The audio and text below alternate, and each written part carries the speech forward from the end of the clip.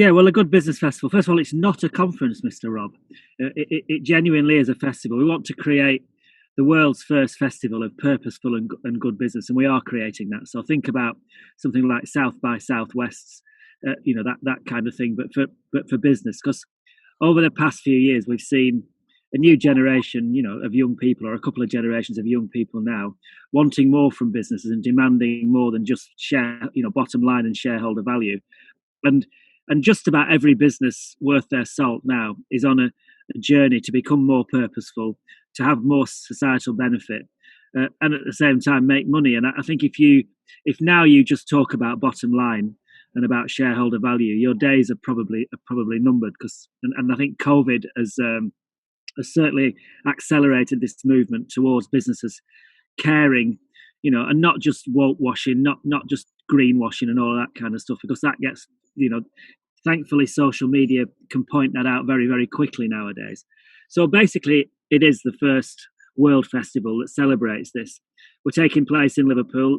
We got funding from the Liverpool City region, got funding from central government as part of the levelling up that we've all been reading about cities outside of London being helped to kind of balance things up a bit. And so that's why it's taking place there. We've got fantastic set of brands and names and foundations and societies, and it genuinely is going to be amazing, I think.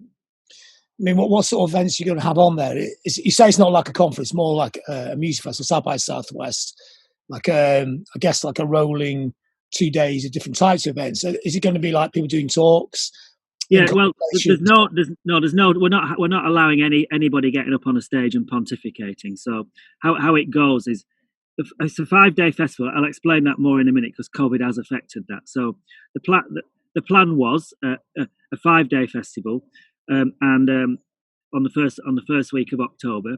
But now we've split it, so we've got Act 1 going over just one day on October the 8th, and then the rest of the event taking place in March. Because if we're going to bring people from all around the world, and also if we did something in October now, it would just be, everything will be hijacked by people talking about COVID. So what we've done is we've allowed one day to just completely talk about COVID and its impact on business, because COVID has accelerated so much. We know it's accelerated the shift to online shopping even more at a faster pace, and how that's impacting on town centres, and how difficult that is for communities, because communities need their shopping areas, and that we know the difficulties of that. It's changed the way that health is being looked at. It's accelerating so much. So we're having a day of that, and then we go on to the full festival experience in March. So this, how we're doing it is, we've got a whole series of subject matters. We start off with a film called WTF Just Happened. What the fuck just happened? And we've got people, from national leaders from around the world to people like Anne Cairns, who's head of MasterCard, through to heads of retailers, through to people like Sir Tim Smith, and then societal thinkers and people in the media who've got serious things to say. And basically we interview them all for a couple of minutes, and we've put that into a 20-minute film. And off the back of that, we have a series of pretty high-profile people, or very high-profile people, talking about what's just happened to the world in terms of business and society. And then throughout the day, we'll look at all sorts of things, including what's happening with globalization. That's a particular passion of mine at the moment. About I think globalization has been good for the world, and I know it's been slow in some respects at helping developing countries, but overall, globalization does help developing countries, as long as there's no exploitation, which obviously there is sometimes. But now we've got many countries, including ourselves, through Brexit, saying that we want to onshore our production, we want to bring everything home, which has its benefits, can have its benefits for helping young people get jobs and skills, but it also kind of just drops countries like Bangladesh into an abyss of poverty, and after we've helped them to start to come out of that. So there's all the very difficult subject matters, and we're not afraid to look at them from all angles. We've got, and each one is we start off each session with a fact check. So it's like when you're watching like a previously on a box set. It will the subject matter will come on screen on the back and behind the participants, and it will be a film about what people are saying about it. So it'll be a clip of if Trump's been saying things about globalization, we might have a clip of him. We'll have headlines. We'll have proper statistics done by Ipsos Mori, who are one of the partners. And that means then that everybody on stage can't just go off on one. The facts are there. We discuss the situation, and then before the end of every session, we have this 10 minutes to go at the end of the session. We have this thing called an action klaxon, which means that all the talking stops and everybody involved, including the moderator, the participants, and all the audience, spend 10 minutes making pledges and actions that they will do, to move this subject matter forward positively for societal benefit. And then we monitor that for the next 5 months before we all regroup to have the full festival experience in March, assuming that there's not been a massive second spike next winter of COVID. And we unpick those pledges, what was achieved, what couldn't be achieved, why. And then we get on with looking at all the other things that business can deal with, like climate change, diversity, equality, and all of those kind of things.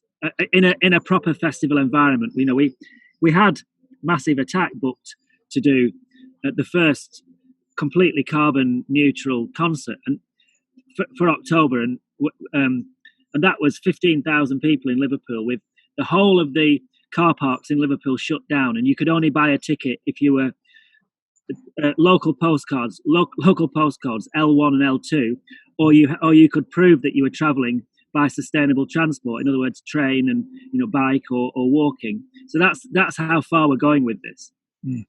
Was that with Dale Vince from Ecotricity involved as well? Yeah. So I mean, we've got a big sports section run by Sport England with people like Dale involved. Yeah. So really solution based. It's not just talking. It's actually trying to find the solutions and make those solutions actually come into action. Yeah, I mean, there's too many talking shops, and actions are possible. It is possible to say you're going to do something or come up with ideas with a group of bright folk and get on and deliver it. And is this a process that was happening?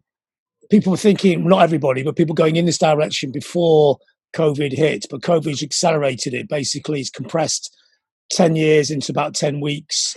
I mean, even like doing this conversation now by Zoom, which is a very small thing, but all these kind of solutions you'll talk about are being forced upon us.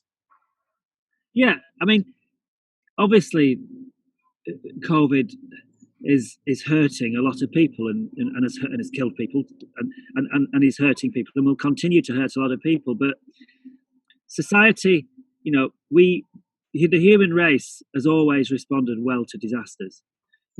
We've never gone back. Obviously, things go backwards to go forward. That has to be the case. But we've never ever suffered a terrible disaster that we've not learned from. There's obviously we're not perfect, and there's lots of things that we don't learn from straight away. But ultimately, we're an intelligent race. That's why we've survived, and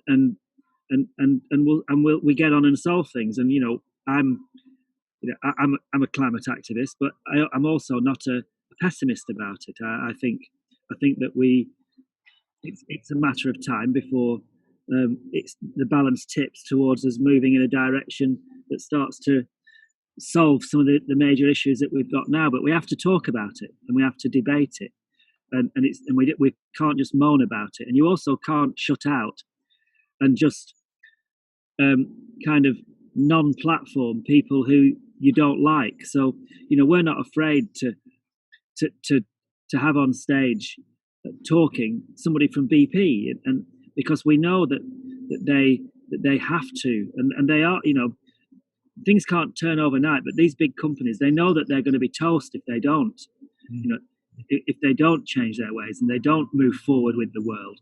So this is this is an event where we'll hopefully bring everybody along, and not just to beat people up, because I think one of the sad things about Brexit is how it divided society, and I think if we'd all somehow not just taken completely polar opposite sides, we could have probably got a better solution than we're probably going to have.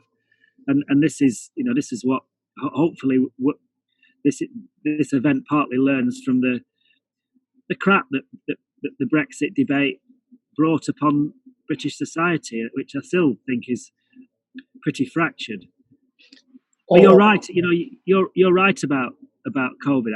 It has accelerated so much, and that acceleration, the acceleration of the crazy acceleration of us shopping online, which we were doing heavily anyway, but not to anything quite like what we're doing now. That hurts. That hurts lots of small shops, but it was coming anyway. And sometimes a short, sharp shock to the system can create exciting things. I think what the 70s, for example, and the Margaret Thatcher, the early days of Margaret Thatcher, and the strikes and the streets full of rubbish and all of that lot, and punk came along, which is one of the most creative and long-term impactful things that ever happened. It's not just not the music. Well, the music, yes, but the DIY attitude. When you look at the generation that started impactful businesses who came through the punk era, and I think we might get that now. I've got a feeling that COVID could kickstart some left field, sparky, impactful thinking and businesses. I was going to ask about the punk thing, because obviously we're the same age. We went through that same period from the same parts of the country, and it was so much more all enveloping. I'm not going to say just the music, because like you just said, the music was amazing as well. But it was so much more, wasn't it? It was, the debates weren't just about your favourite record. They're about what we're going to do about the town we live in, how we're going to make it look better, how we're going to find these clothes. It was a full 360 circle. Now, was that where your thinking starts from, that kind of period? And also the empowerment of punk and that belief you can change things through 7-inch singles. Yeah, I mean, for me, punk changed a lot. For me, it made me think that you don't need to be an expert in something. If you had passion about something, or not so much expert, you don't need to spend years and years training and being restricted by somebody teaching you how to do something. You could think, I'm going to have a go at that and see if I can hack it, see if I can do it. And I think that attitude, it definitely empowered me. It also, whilst it was, when you look at the London scene, it was fairly middle class to start off with. It also felt for everybody, and I came from definitely a working class background, but a very normal background. And suddenly I felt, actually, I can make a mark for myself here, and that lived through me. I was 15 when punk came along. Up until then, it had just been Northern Soul and funk for me, and then punk came along, and there was just something that it did. It made me form a band and hand draw everything, and all things that I would never have tried. It just felt things that felt out of your way, out of what you were supposed to do and what you were supposed to achieve, suddenly felt achievable. And but also it was seeing that change needed to happen, not just in the music scene, because punk was way more than that. We needed to change the gig scene, the club scene, the way that even things like when you see the Bill Grundy interview, which I know that the Sex Pistols were like caricatures on that, but authority was, when you look at Bill Grundy and how he reacted on that, you realise how staid television was, and the kind of people who were in the media and the politicians, and how nothing represented what youth was thinking. And punk allowed you to stick two fingers up at everything.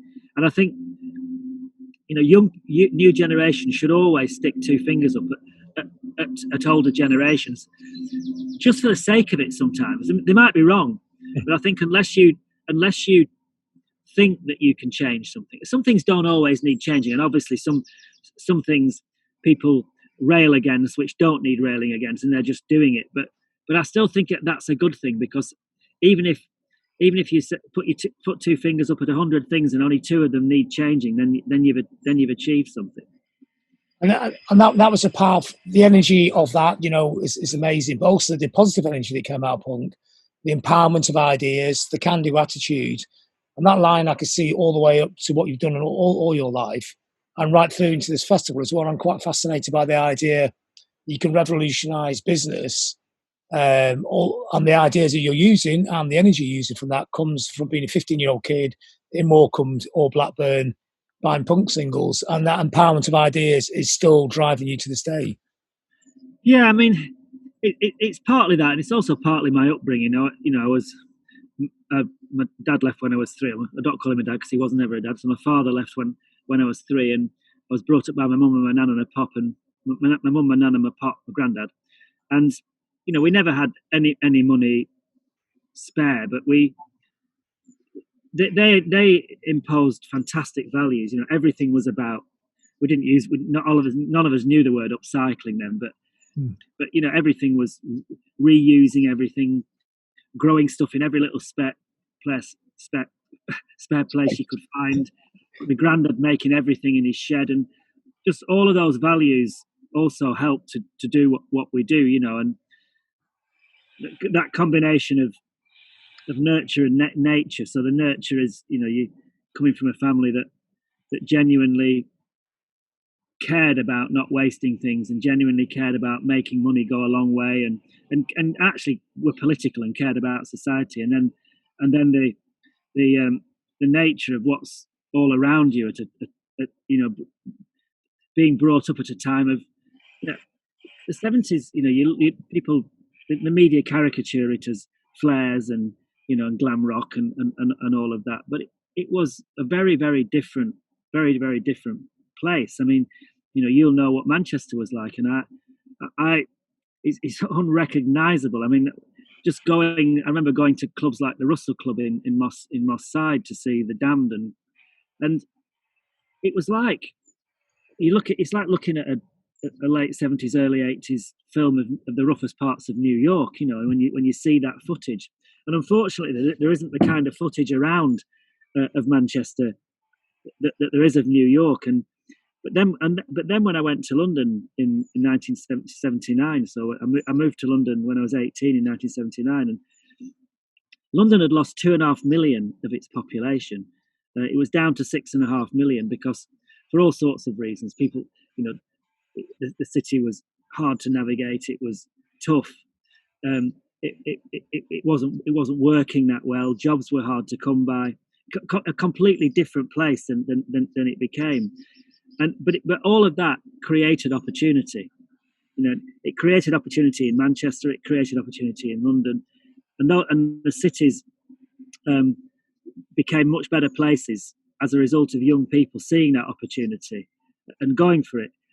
Sadly, too much emphasis went into London, and even though Manchester is a way better city, it still hasn't had the money that London's had, and you can say the same for Liverpool, Leeds, Birmingham, and we have to level up now. We have to start to make sure that the world sees Britain as some people just think Britain is London, which is just awful for everybody here in Britain. I mean, so you do a lot of your work outside London. You live in the south now, of course, but you still do events in the north. I mean, this event's coming up is in Liverpool. You still do things in Morecambe. So you still think across the whole country, don't you? And I guess that's because you grew up. Yeah. I mean, we're committed to. I think we have a very unusual way of working. So the company's based in London, and it's still an advantage for us to be in London. Well, number one, we brought our family and kids and grandkids all down here, so that that once you get settled in a place. But it's still, if you want to operate internationally and you want to make it easy when if you're a national, if you operate nationally and internationally, then London helps. There's no doubt about that. The talent pool is amazing. It still sucks in very good talent from not when you have a business in London, often half your staff are from from Argentina, from all around the world, and which you can't. And if you're a design agency, having that international thought going into it is really useful, and that's quite hard. You don't get as many overseas designers wanting to live outside of London at the moment, so that helps. But the thing is as well that we are absolutely committed to regeneration and to that's what we get our biggest kick, and and I'm still a northerner. So hang on, I'm being waved at. You are? No.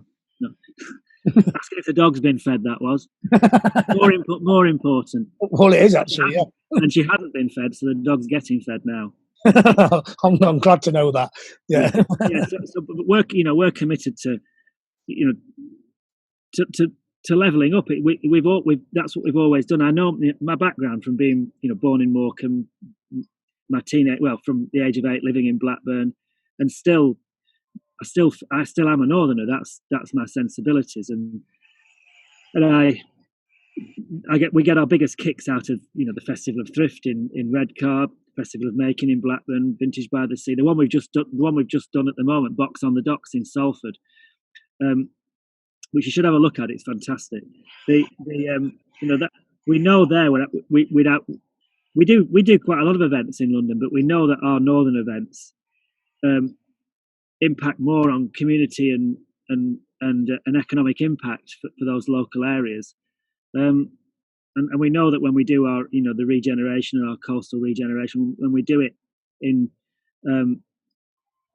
areas of higher deprivation, we're going to have more impact. And luckily we're not driven. We could, with our profile, we could just do high profile design jobs, housing, all sorts of stuff in London and cities all around the world. But luckily, by having our first company, Red or Dead, and selling it for a decent amount of money when we were still young, we've been able to concentrate on, we don't have to make the margins that a lot of companies have to make, and we've never had to borrow money. We own our office, all our properties, so we can take on projects often that just we don't make any money out of, but the feeling of what you've achieved just makes you feel like you're actually doing something worthwhile. I mean, from running a company like Red or Dead, I mean, what did you learn from that you can yourself bring to the conference, or not the conference, but to the events in Liverpool? What do we learn from Red or Dead? Well, we learned how to run a bloody big business. So no, we can actually run a business festival and know what businesses have to go through, because we've done it ourselves. It was 20 odd million turnover, 300 odd staff, 23 shops around the world, from Tokyo through to, we even had one in bloody Reykjavik in Iceland. And so, we've actually had a big retail business and a very successful one, employed hundreds of people. So at least we can, and yet we're designers. That's the main thing that we do. I'd say we're designers above entrepreneurs, but having both of those enables us to do a creative business festival. And also with the festival, we're joined up with Culture Liverpool, who are amazing. They put on, they won City of Cult. They've been there since City of Culture, and they put on those amazing events like the Giants, and they run those sustainably, economically. So it's a fantastic team putting on this festival. You said you're kind of optimistic about the future. I mean, I try to be optimistic, but to me, I think the world, the argument, we talk about the Brexit argument, there is two definite sides going on here. There is people trying to push things forward, with trying to green business, use business for more society kind of purposes. But there's also the Trump side of the world as well. It's a battle. It's like a bit of a Batman comic, and it's a battle of good versus evil. And it's good that you've got people like BP at your events. And do you think this is the solution to this? Is this a way, if you can just communicate with these people, they have very different ways of thinking, Do you think they will come on board in the end? Do you think they are Yeah, persuadable? I don't think societies are as far apart as sometimes Trump and people would have us believe. They seem to get off on polarization. I don't understand why. I think, I don't think I'm always glass half full, but I don't think I'm blinkered in the fact and thinking that people there'll always be disagreement. That's part of being a human being, and a good part of being a human being. But I don't think that the factions that we seem to have broken down into these last 4 or 5 years, and the kind of the massive great splits in society, especially in countries well here and in the States. I don't think that needs to be. I don't think that needs to carry on long term. I think, in a way, COVID brought has brought a lot of people back together again. It's I think the young are mainly respectful of old people who've been hit hardest, and where with Brexit it was very different. It was like, you're taking my futures away, and so I think it's just we have to learn. I think the world. I think America will learn from Trump. Maybe, and I'm a great believer that, like I said earlier, that for me Trump is a disaster for America, but you can recover from a disaster and get stronger and better. And I genuinely think America, once they get rid of him, which can't be that long off now, then they'll realize how bad that was, and they'll look back and they won't laugh anymore about the things that he said, and they realize this was a dangerous time we've just been through, but we've got through it. And dog's barking now. You can probably hear. She's had breakfast. She's full of energy now. I think it's saying time's up. I think she's saying, "Get me for a walk." Okay. Well. Thanks for your time, Wayne. There was a couple of things, but I guess you got to go and take the dog out, haven't you? No, it's fine. I'm fine if you want to do a couple more. Yeah. I was just. I'm just wondering if you're the kind of person, if you see a problem, you see a solution. Yeah. I mean, sometimes the solution's not obvious, and you have to talk to. We're again, if we're blowing our own trumpet, we're very good at bringing lots of people together and to come up with a solution. We often say, and we're saying it with the Good Business Festival, that we are not the experts on anything there. But if you get really good people around a table, and you're open, and you're not, and people are not positioning themselves for power, but are thinking about societal benefit, then good things come out of it. And yes, we're designers, and yes, we're creative thinkers, but most of our best projects have come, I'd say all of our best projects have come from collaboration, and collaboration with other good people, but also collaboration with the end user who's going to be using it. And finally, I mean, this is probably not a very fair question, but 5 years' time, where do you see us? Do you see us in a better place? Do you see the broken towns and cities of the north fixed and repaired with ideas? Well, they won't be fixed. They won't be fixed and repaired in 5 years, but I think we understand some of the problems now, and I think COVID has kind of brought things faster and quicker, and I know that some people will say, bloody hell, he's bigging up COVID after it's just killed 50,000 people in the UK and 500,000 around the world, whatever it is, and that is obviously really, really sad, but COVID has accelerated some. It's made the direction towards certain things faster, and whilst you would never want people to die to get you somewhere faster, the fact is that that's happened, and we have got somewhere faster and understand the future a little bit more than we did, and so I think we will, we'll learn that simple things. We'll learn how much outdoor space and green spaces are important to your well-being, and that means we I know that a lot of housing, especially social housing developers, are saying that they will never build as densely as they've done before. They will make sure that there's green space around them when they build relatively densely. They'll make sure that there's private space, and that we've been building high rises without balconies we've been converting offices that are not suitable to live in for people to live in, and then people get locked down for 4 weeks, and people go, get mental health problems. Well, think about that. Sometimes you might get locked down for 3 or 4 days through crap weather or something, and it's still hurting you because you can't. So we've got to think that's just one thing. That's just housing, and there are an urban design, but we have to look at health and all of these things. It's kind of COVID has exaggerated everything and brought it fast and hit hard, and human beings learn.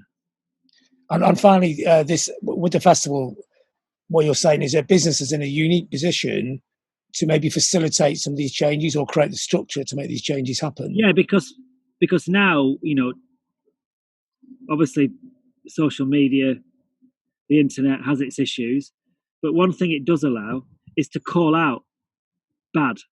If somebody's performing badly and doing things that are wrong, whether it's to do with how you employ somebody, whether it's to do with where you're sourcing the provenance of those products, look at Boohoo.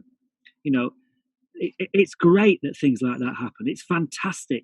It's fantastic that somebody finds out, and the word an investigative journalist finds out that somebody's being paid whatever, £3.50 an hour.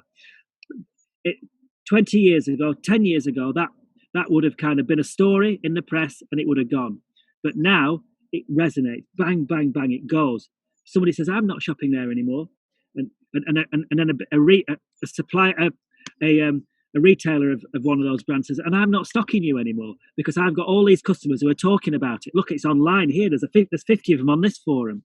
And so, you can't get away with it as easy now. And that's fantastic.